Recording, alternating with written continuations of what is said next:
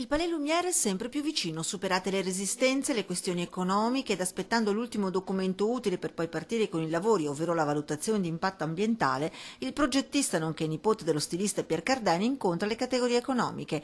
I tempi sono maturi e il via ai lavori imminente. Potrebbe avere nell'ultimo semestre di quest'anno.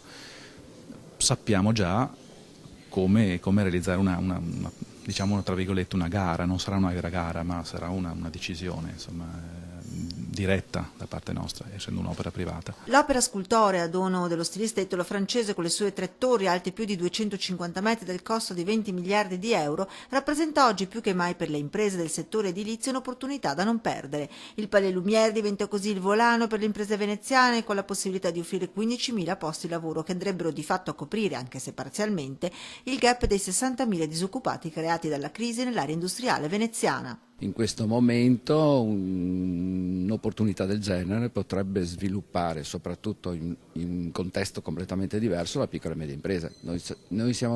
Io rappresento tutte imprese che prevalentemente hanno molta capacità, molta professionalità e lavorano per le grossissime imprese.